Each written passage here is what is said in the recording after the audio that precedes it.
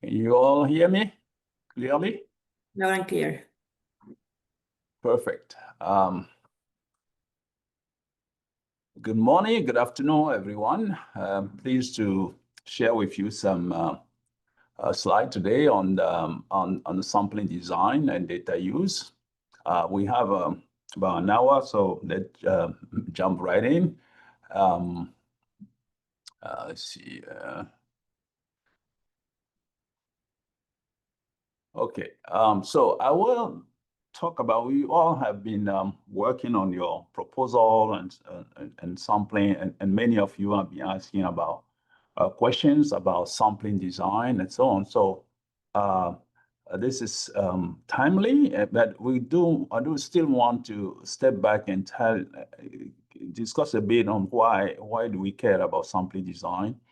Then I'll talk a little bit about element of sampling design, the sample size, the sampling procedures and weighting, and some other considerations. And then we'll spend a little bit of time on data use. We had planned to have a case, the Zambia case, being presented in terms of the sampling, but hopefully Stephen will have a chance to join, but if not, then we'll have enough time for people to ask questions. So sampling design, why do we really care about this? I think this is an important component of your of the designing an SRS, for several reasons. First, a well-designed sample will ensure representativeness of your sample, right, at national and subnational level, at the domain that you have selected. That is important. And in having your sample, you will be able to tell specifically the probability of being part of the sample for an individual or a unit to be part of the sample. And so you can estimate more rigorously the precision or the confidence interval around the estimate, and provide more credible, reliable, and indicators that can be trusted, because along the road, you will be asked to demonstrate whether your indicators are valid or of good quality, and so on. And so a good sample design will be able to provide you elements to be able to defend yourself. In addition, because it's a sample, you'll be able to, you want transparency in terms of who ultimately is included in the sample, right? Why will some group will be included and some others are left out? And so it's important that there is some kind of fairness, I would say, by selecting a sample randomly. And ultimately, you want to promote replicability, and you want your sample to be able to be redrawn if it is possible, and indicators replicated as is, and reproduce. And finally, you will be able, a good sample, you want to be able to compare your estimate with other existing data, and be able to assess the quality of your estimate as compared to other data sets. So these are a critical element if you to pay attention to as you are in the design stage, the proposal write-up stage, as you go forward. And so what are the elements that you want to consider in the sampling design? So I'll give you 7 elements here. You might think about others that you can add, but 7 important. First, that we don't always think about, when if you are statisticians or demographer, you tend to jump over this quickly. It's the government health priorities and the potential users of your data. This is critical to think about from the very first of your start of your design. Health priorities and government can be well, I'll come back to that. The second point is the level of representativeness of the sample. Where do you want, at what level you want to produce the statistics? Number three is the sample stratum. The stratum is, the groups that you want to use for the sample. And number four, the smallest geographic unit you want to use there, we call it cluster or primary sample unit. Number five, here, a sampling frame, where you want to select the clusters from. And six, then you start to think about sample size, how many you have to select. Number seven, and then how you will do the selection, whether you will use a sampling weight and so on. Now let's start from the first one. So government priorities, can come from national health strategies, but there may be areas that government has prioritized for greater, closer monitoring, more frequent monitoring, and so on, and they need more data in there. And so a discussion must be held to identify those areas and eventually see whether you want to change your design to be able to target those areas more specifically for those indicators. On the right side here, I show you the poverty map of Kenya, and so you could see how poverty level is distributed. And so a linear, just drawing a sample, ignoring that, may not necessarily satisfy the users or the users that you are targeting for data use, right? And so who are those users? And what level of granularity they want to see the data. Some cases, as for example, in the case of Kenya here, they may want to see data at county level or at some regional level for some regions. And in some region, they want to go beyond just the region and create estimate at county level. And so those you want to know before you in your design of the sample. Partners that are implementing multi-year programs, and may want those data. Ultimately, they want to use those data to support their programming, to support the performance assessment, impact evaluation, and so on. And lastly, you also want to, all have done an assessment of the mortality landscape. You have a good idea of what are other systems that are functioning in the country. And so you want to think about how your design will link to those existing systems and whether you need to select the geographies for your sampling in order to be consistent with some of the design of the existing systems. Number two, the level of representativeness. That is important. It's not just a given. We want a sample that is representative at national level, but when you go sub-nationally, at what level do you want to go, right?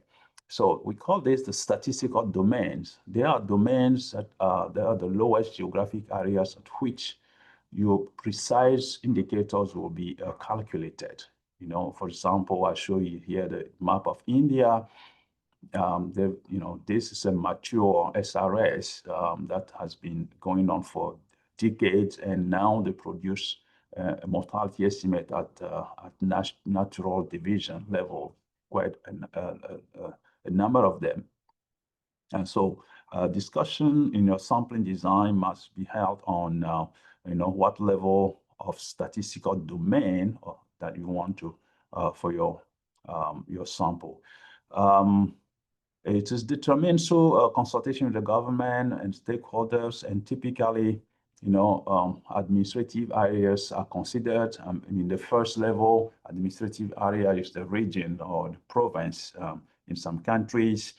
Think about urban, rural within those regions, whether you want to generate estimates within the region by urban, rural, within a number of districts.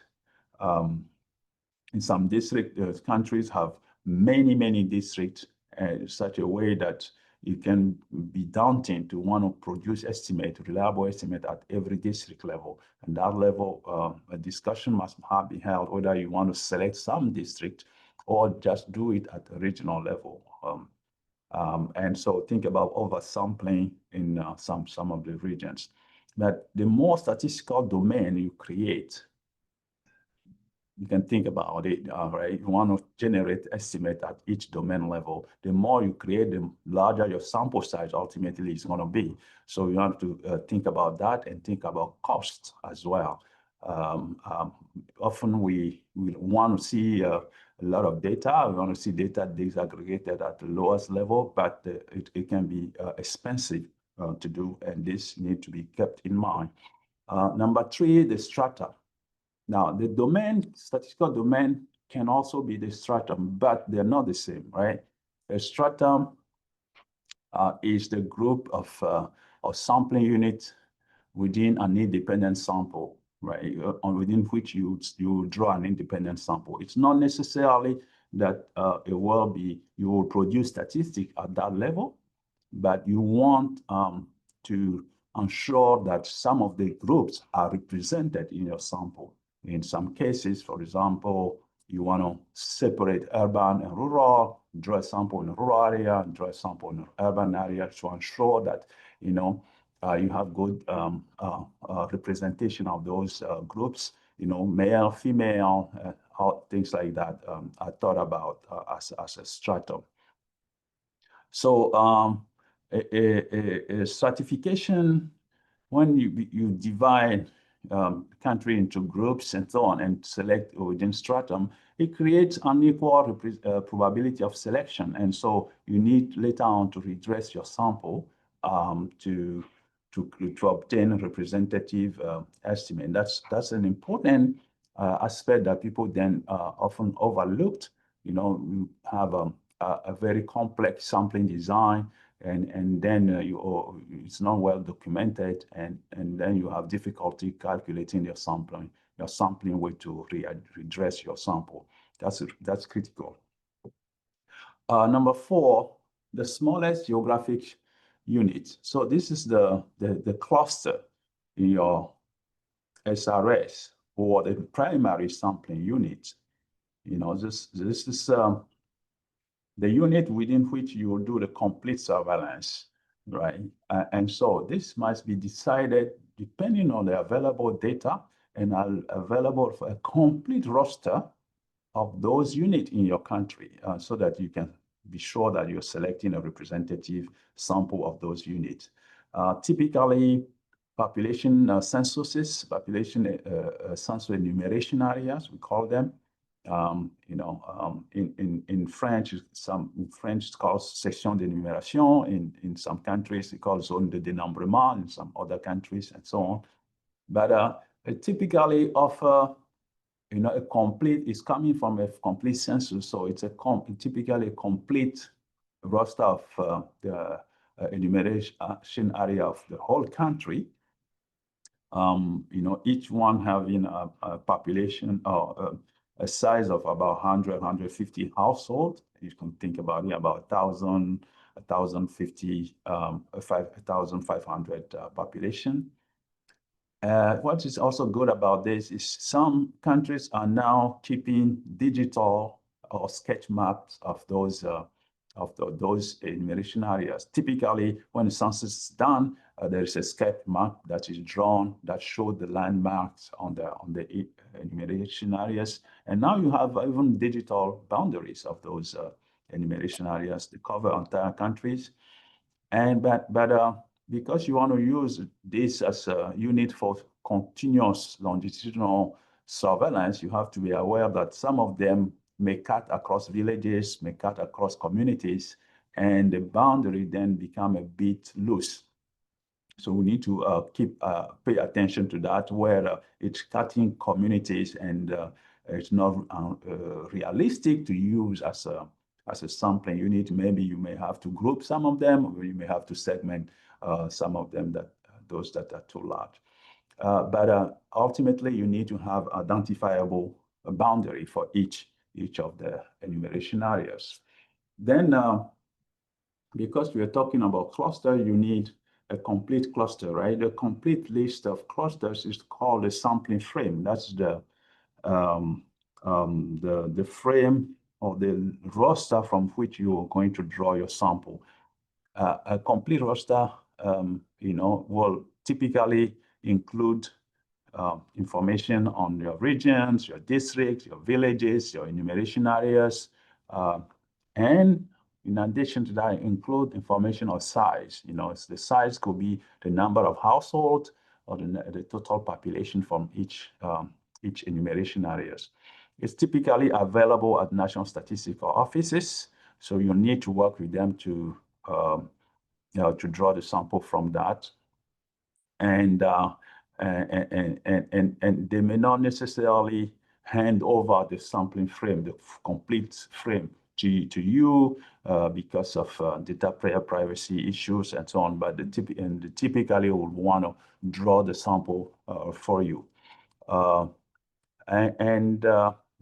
Because it's coming from population censuses, some countries have realized that census, a few years ago and so on. So it does not necessarily need to be up to date before you can use it, right? It can, so long that you have a complete enumeration area covering the entire country with some information on the size, that's already important for you to use and be able to calculate your sampling weight.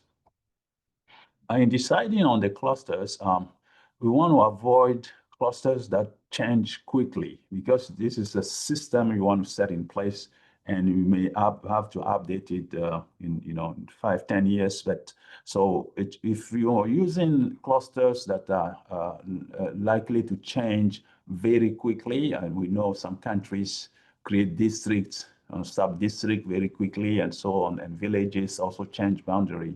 You need to be aware, to be careful about that when you're using those units as your unit of sampling. On the right side here, I show an example of what a sampling frame could look like. You have the regions. Start with your region and the district, the village, enumeration areas, the number of households, and so on. And the numbers typically, for the identifications are sequentially numbered. The district, you have the numbers for regions, and then follows the district. In some countries could be region, department, and district, and so on. It can vary based on your countries, but the idea is each row here represents an enumeration area, right? And you can organize it by the stratums. In some cases you have urban, rural, and so on, that you can organize your sampling frame accordingly. Now, an important aspect here is the sample size, right? Ultimately, you want to know how many clusters you want to draw. And sample size is driven by, first, an indicator that you want to measure, right? The indicators that you want to measure, the precision of those indicators, right?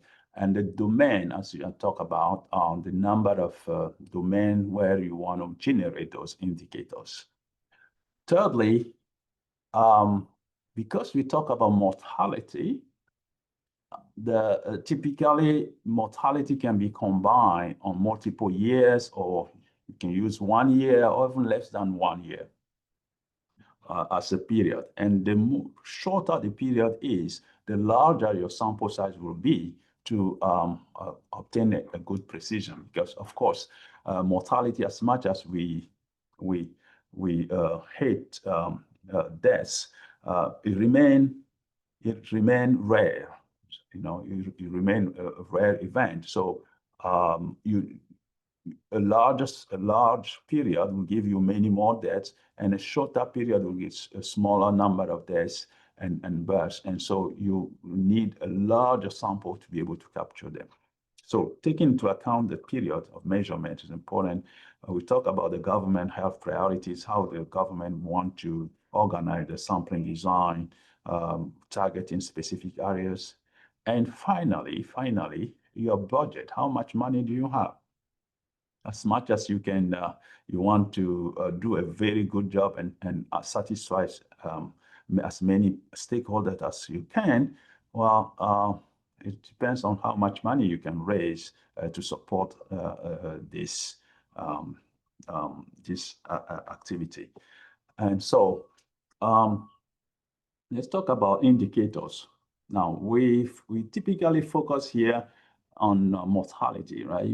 Our goal here is to collect all cause and cause-specific mortality at a specific domains level. So a number of indicators can be used to start the calculation. First, the crude death rate, which is an annual death divided by the mid-year populations. Infant can consider infant mortality rate or under 5 mortality rate or adult mortality rate. Maternal mortality ratio can also be used, although some of this may shoot up your sample size, especially maternal mortality. And you can also consider cause-specific mortality rate or mortality fractions. Now, the interesting things here is there are 2 things to consider here. First, we need an indicator that does not give you a realistic sample size, like maternal mortality ratio over a year.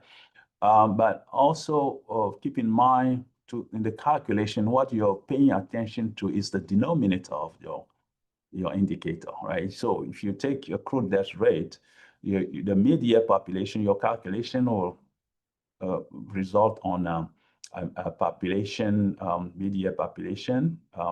And then infant mortality, you're typically dealing with live births that you then have to convert into population and so on. The cause-specific mortality rate, so because there are multiple causes, you want to select, if you want to really target that, select one that will produce reasonable sample size that will cover other causes as well.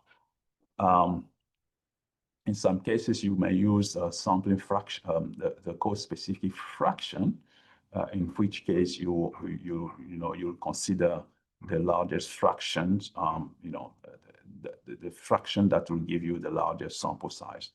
So we'll choose indicators that will likely give you enough enough samples to measure other indicators, but will not be unrealistically large. For example, you may consider using the childhood mortality indicators, like infant mortality rate, and see, then work yourself backward to assess the precision for other indicators. So once you use your indicators, you get a sample size, you can work yourself back to estimate whether the sample size is enough to estimate other indicators in your country. And you have to do this by each of the statistical domain that you identify. And so a simple calculation here, and to give you an example. So let's suppose you have a mortality rate, and you'll have to select, determine a precision that you would like to have. So DM here is the mortality rate, and D is the absolute margin of errors, right? It's the typical confidence interval around your mortality rate and the margin of that confidence interval. You need to determine a response rate. Typically, we assume that not everybody will agree to be surveys or to be interviews, and so you need some level of response rate. Now, the design effect comes from the fact that you are using clustering. You're using group of people that tend to be similar within the cluster. So when you do that, it inflates the variance of your estimate. And so that need to be taken into account during sample size calculation. As I mentioned, the sample size that you calculate here, I call it N, is a target population corresponding to the denominator of your indicator. So if you're using crude death rate, it's going to be the population. If you are using infant mortality rate, it's going to be live births, etc. Right? And so then you have to be aware of that and convert that into the corresponding number of populations or the corresponding number of households. For example, I give you the N here, which take into account the mortality, design effect, response rate, and so on. But then if I'm using infant mortality rate, it's going to be the N will going to be live births, right? That I'm getting over a year.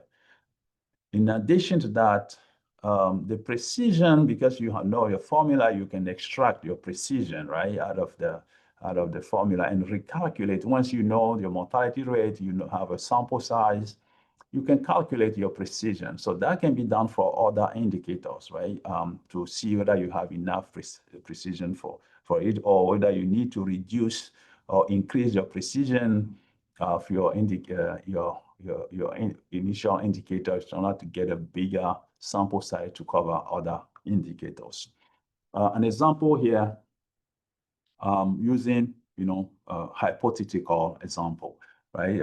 I'm using domain here, 1, 2, 3, 4, 5, and let's assume infant mortality rate per 1,000 live births for each domain. Okay, these are typically very high infant mortality rate, but it's for example, right?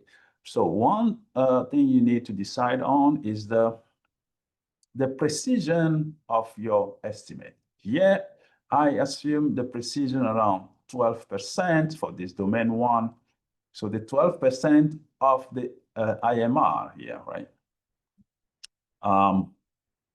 Why 12%? But typically, the lower the precision is, the higher your sample size, and the higher the precision is in terms of value, the lower your sample size is going to be. So if the precision is low here, if I'm choosing, say, instead of 12, I'm choosing 6%, that's a very high precision, actually, and it's going to shoot up your sample size very high. So typically, relative margin of errors below 30% or 20% should normally give you reasonable confidence intervals. And so we, domain 1, which choose 12% as precision, which means an absolute margin of 12, right? 12% times 11 times 100 is 12. So we can use a formula I gave you, I'll show you in the previous slide, to calculate an estimated number of annual births. Remember, as I told you, the indicators that you're using, you need to look at what the denominator is for that indicators. In here is the infant mortality rate. So what I'm getting is the live births, right? So for this, for 12% relative margin of error, I will need 3,961 births annually to be able to measure 100, an infant mortality of 100 per 1,000. Now, this number of births need to be converted now into, what many people I need to survey, how many households I need to be able to obtain that every year. So to do that, here I consider the crude death rate in your domain, in your population, the crude birth rate, I should say, and the average household size. So by dividing the births by the crude birth rate times the average household size, you will get the the corresponding number of households. So in this case, we see 19,000. You need to reach 19,800 households to be able to get that many births, which mean about 99,000 populations. So with that numbers, assuming that you're using enumeration areas as your geographic unit, a small less geographic unit, and an average between 100 and 150, let's say your enumeration areas is 125 households on average, then you divide that up and it will give you 158 enumeration areas to reach for that domain. So you do the same thing for each domain to obtain your sample size. Now, the question is, why do I vary the precision here? You know, I use 12, 12, and then all of a sudden I use 20% here. Well, this domain number 3 has a very low mortality rate. Now, if I keep it at 12, it's going to shoot me the sample size very high. Because you need, if you have one is higher precision for lower mortality is going to give you higher sample size. And so we can relax the precision slightly there. Those places may be like, you can think of it about an urban or capital city or an urban setting and so on, where this is where also the government priorities or interests need to be discussed carefully, right? Where, do they really want a very precise mortality estimate in urban, in a capital city as compared to, an area that is a large other domain that have high mortality, domain 5, where you have 150. So 150, here I reduce the precision to 10%, right? So you have a larger, it will give me enough sample size here to be able not only to produce the estimate, but to be able to even break down do some disaggregated analysis. So this is how you want to play a little bit with your sample size determinations in discussion with your stakeholders to arrive ultimately to the sample size that is satisfactory to you, given the budget that you have, given everybody's interest in the country. So once you have done that, you've reached your a satisfactory sample size, then you want to select the sample. Typically, you need to decide what the stratums are, right? Typically, your domain may be the stratum, but the domain, say a region can be divided into urban and rural. So it's going to be 2 separate strata, right? And you will select your sample within those strata. You want to organize your sampling frame by administrative unit or geographic unit.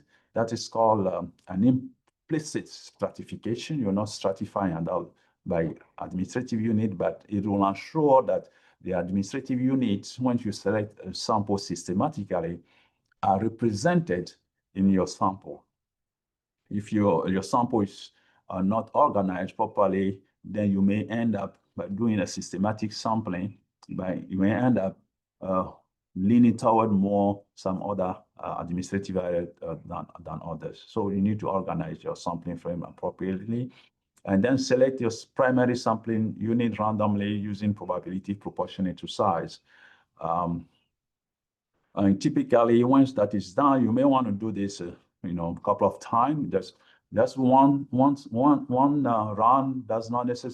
may not necessarily lead you to a satisfactory sample. You may want to run this, check it, run it again, check it again, and so make sure that you arrive to something that you think is satisfactory. And the way you do that is to compare with other countries, other existing data in the country. So I give you an example here where when the Mozambique sample was designed, on the left, you see the clusters.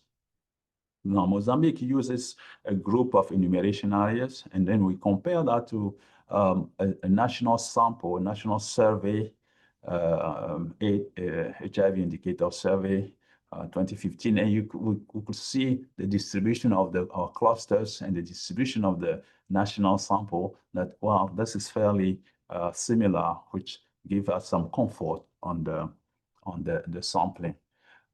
Then once that is done, what I mentioned, the stratification causes you to obtain a sample that is no longer representative, right? Because an example here is that to have the total population in stratum three strata, P1, P2, P3, and then you select S1, S2, S3 in each of the stratums.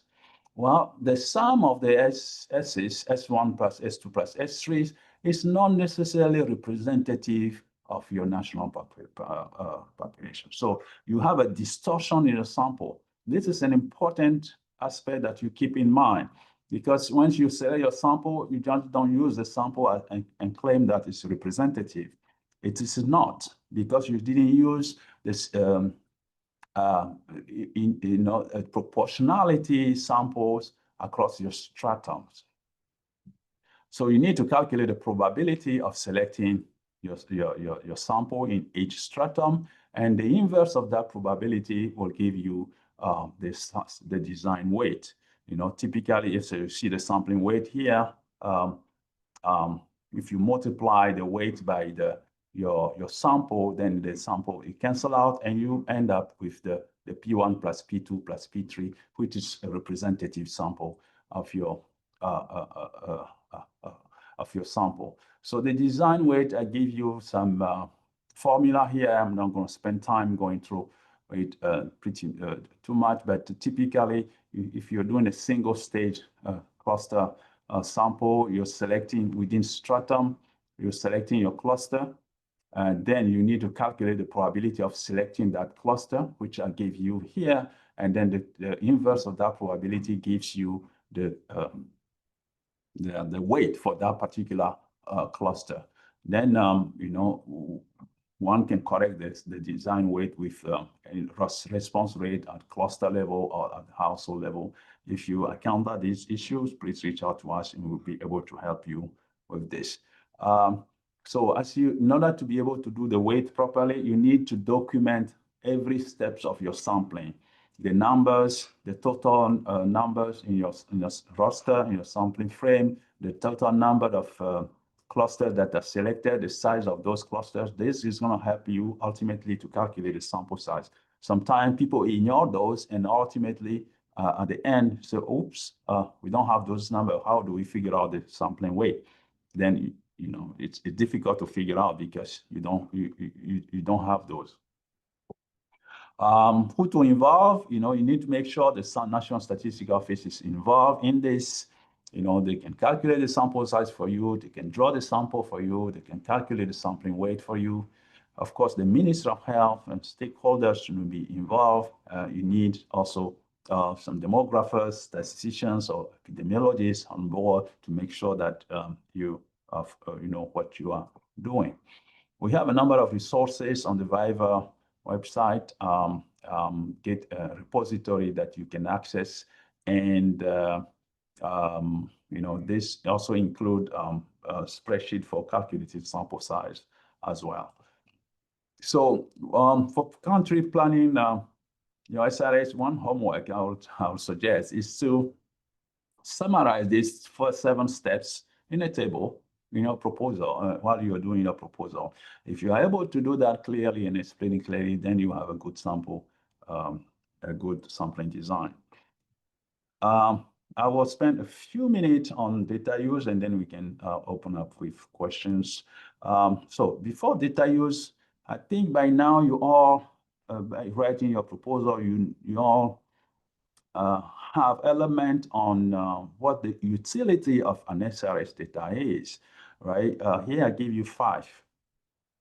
First, it helps you to understand and monitor health trend and disparities. So you'll be able to, once you have the data, you'll be able to, all-cause mortality trend, the leading causes of deaths, estimate the disease burden in your countries, improved country-specific health research. The data may be available for researchers to use and understand disaggregation, by age, sex, geography, and socioeconomic status, in terms of the mortality, the burden of disease, and so on.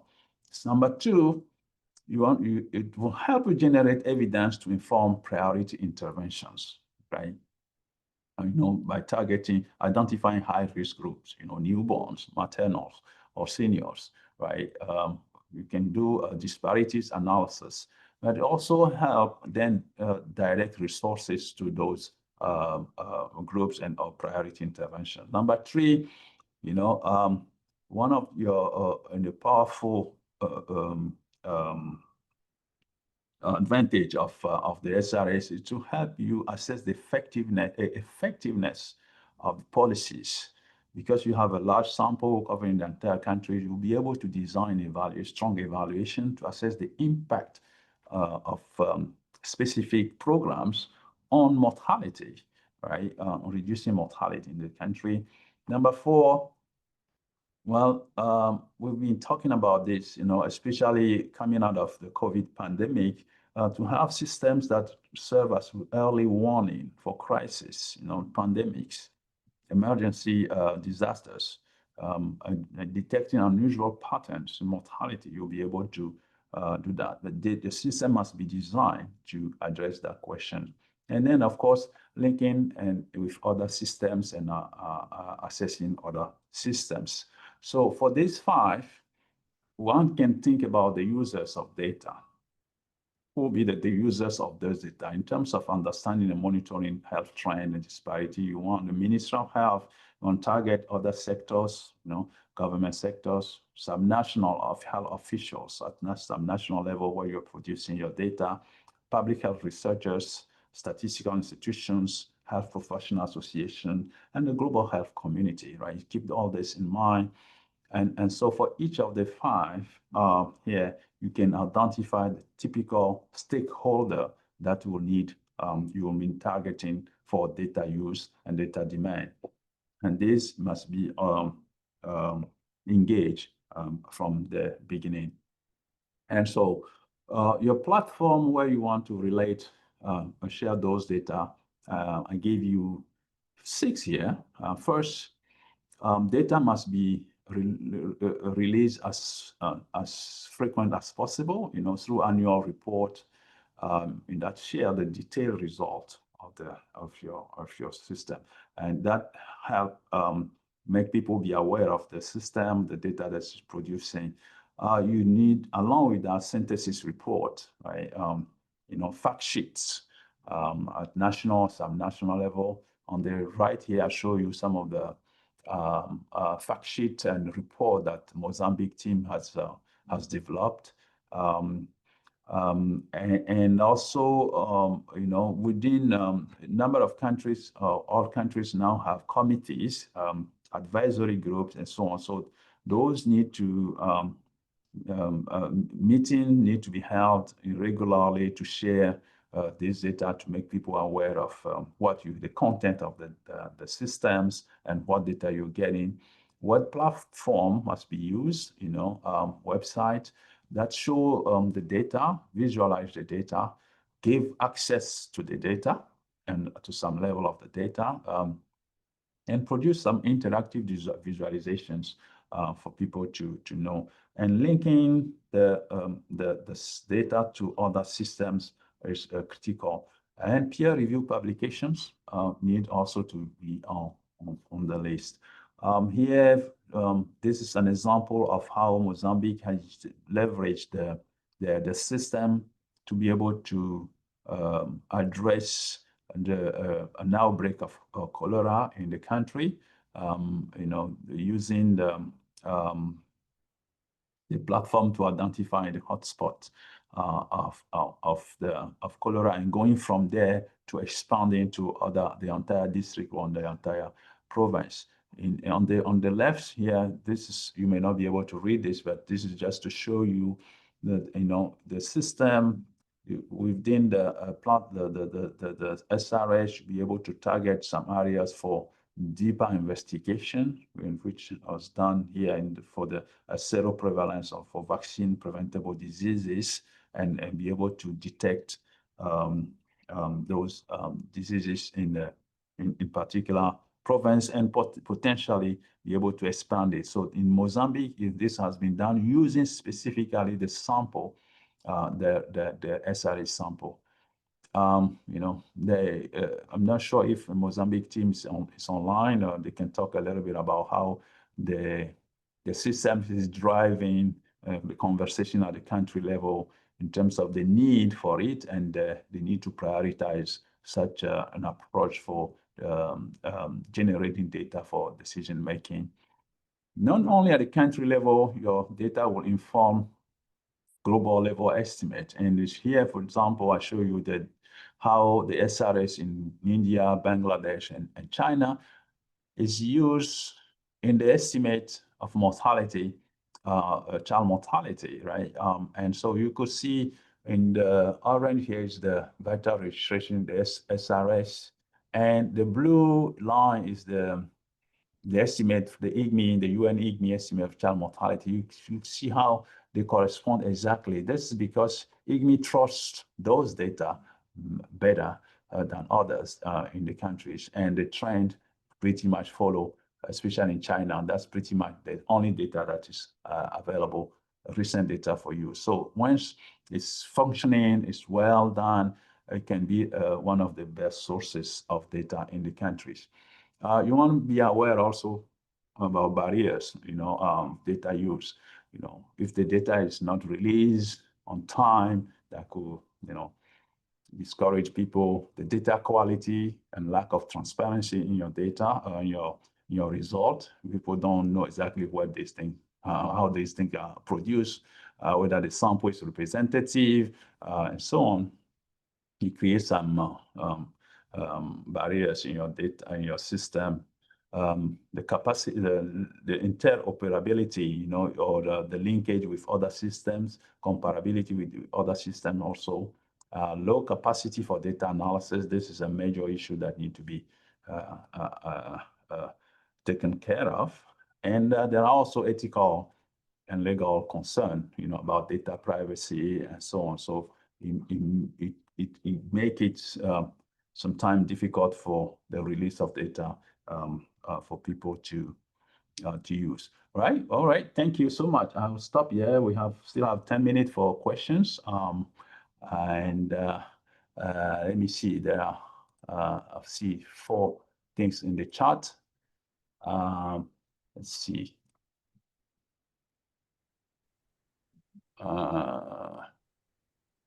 Let me just open it up.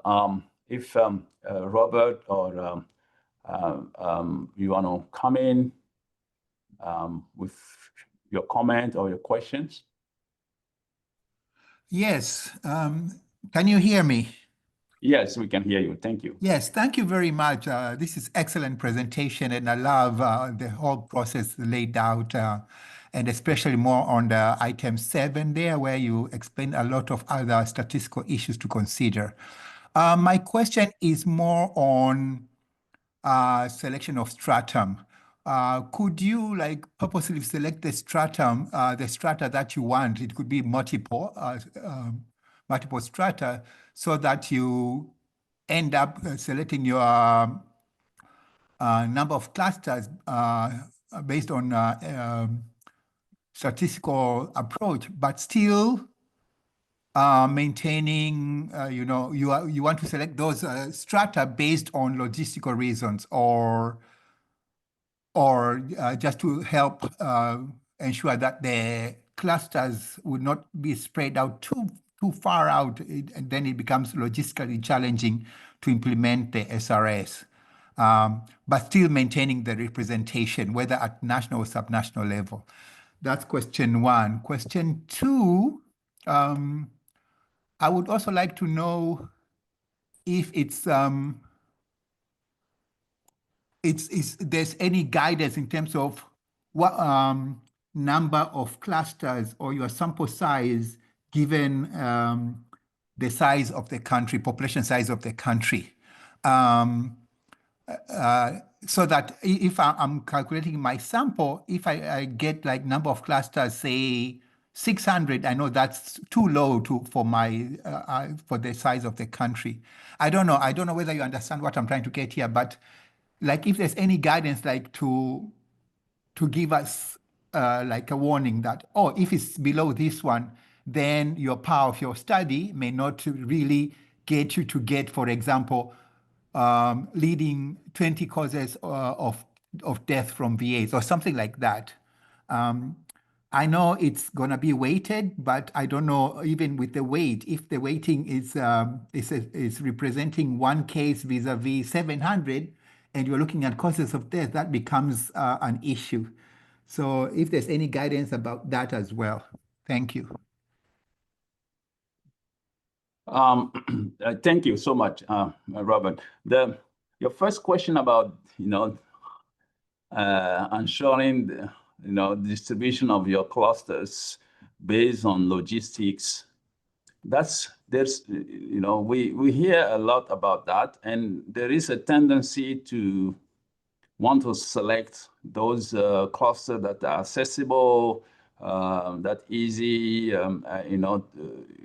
reach for the study team. That's also as much as it's a realistic approach, but it can be dangerous in a sense that you end up with a non-representative sample.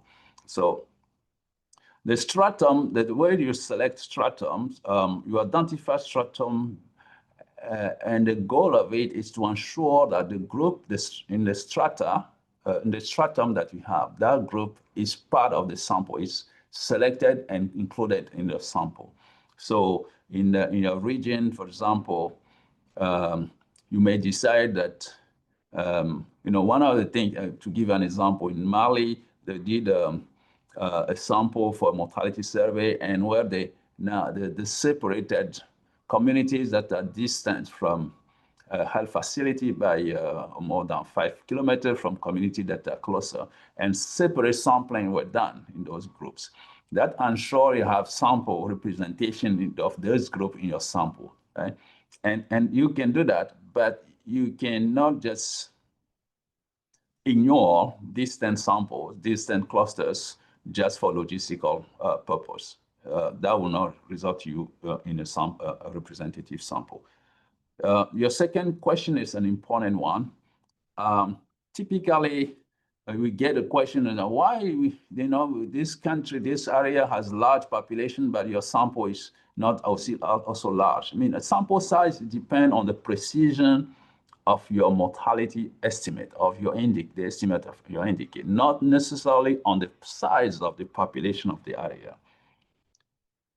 Keeping that in mind, you do want to have enough distribution. If you have an area that is very small, you don't want a large sample there because really, it's a small region. It's not that much of a priority for the government and so on. So you don't want to end up with a very large sample in there. So there's a way to control your sample. But for the SRS, we look at various SRS. In India, they're covering, it's a large sample. India is large in terms of population. They're covering 0.7% of the population. In Bangladesh, similar as well. In China, they decide to want a large sample. They're covering 20% of the 24% of the population. In Mozambique, I think it's about 3-4%. Same thing, Sierra Leone, and so on. So it really depends. It's really subjective, but it's getting the sample size that precisely measure your estimate. So when it comes to causes of death, if you think about fraction, cause of death fraction, you need just 100 deaths, to measure one fraction well. Now, if you have 120 causes, you see how that you want to measure. You could, that's the back of the envelope number.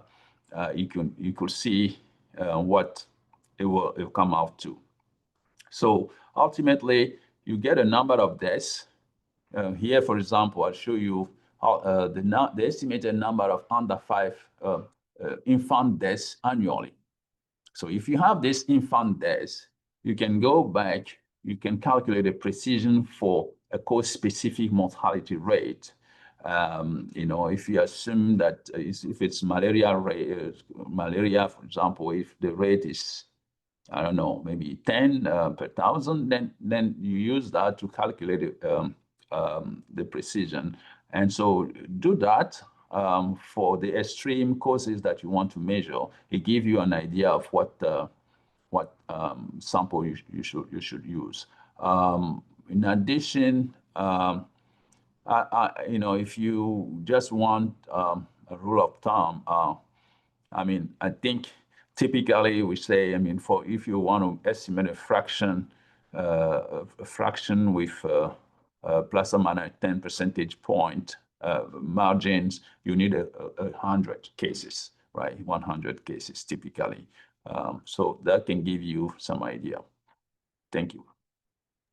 Thank you very much. This is very useful information to know.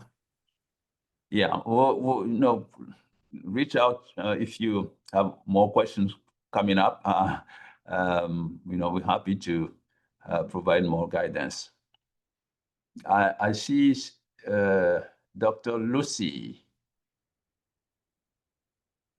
Yes, good afternoon or morning to everyone, wherever we find ourselves. I'm in Ghana, and thank you for your elaborate presentation on the sampling, the procedure, and everything. I think Ghana, that is the process we are adopting. But my question is it possible to compute the sample size at the national level? Then you use it to share proportionately allocation by the domain of interest? Or we should go by this standard? Well, you can do that, but you're not going to get... Yeah. Oh, sorry, I spoke over you. Finish your question. Yes. Yeah, so that was my question. Yeah, if you can compute it by nationally, and then you have the percentage share of them by each of the domain, and then you use proportionate allocation to share according to the strata. If it is in Ghana, urban, rural, we have 16 regions, so our strata will be 32. Is it possible to do that? And then the next question is, you on this slide, you made mention of assumed design effective 1.5 and non-respect. Is it always 1.5? But I know that the default, if the survey has not been done in your area, you can use the default for 2. So is that one also allowed? So I need the clarity from you. And I think all that you have spelled out is what we have also done in Ghana. And then thank you for the brilliant presentation. Thank you, and over. Thanks so much. The danger of just doing the sample size at national level and allocating it proportionally, first of all, you may not have enough sample at each domain level if you do that. One way to go around it is when you're doing it at national level, you need to really lower the precision, right? And so that you have a large sample at national level, and then you can allocate. Now, if you allocate proportionally, the problem is domains that have smaller population will have a smaller sample. And the sample may even be so small that you will not be able to estimate any statistical indicators with good precision in those domains. So in that case, you need to go to those particular domains and re-estimate your samples there to reach a level of precision that you are comfortable with. It's going to distort your sample, but it will give you the ability to generate good estimate at those domain level. So yes, you could do that, but you run the risk of not having enough sample at domain level for your estimate. And so when you do that, recalculate the precision at each of your domain to make sure that you have enough sample when you reallocate. Number two, the design effect. Yeah, Okay, thank you. you know, it's you know, one, if you put it at 2, you're going to have a larger sample size. So typically you need to research a little bit, you know, look at your surveys and see what design effect mortality typically shows, so that you can use that. You know, 1.5 here, you know, I think my look at the various surveys, it's going to be around 1.5 or so. So if you go to 2, yeah, it's going to be based on your country, but it will also increase the sample size slightly. Thank you, and noted. Thank you. Yeah. Okay, and our time is up, unfortunately. Thank you, Agbessi, very, very much for the comprehensive and the fantastic presentation. As we shared in the chat, the slides and the recording will be shared via email and uploaded to the Viva website and YouTube. There have been also some questions that I have taken note of that I will send to Agbessi. But feel free, as he said, if you have any further questions or need some detailed technical assistance support, feel free to reach out to me and Agbessi. And with that, we will also be sharing, as we said before, the slides with a practical example from Zambia. I think they are also very self-explanatory, and I'm sure they will help you. And I think that's all from our side. Thank you very much for everyone for attending, and see you in a month. All right. Thanks so much. My pleasure. Thank you, everyone. Thank Bye. you. Thank you so much. Thank you.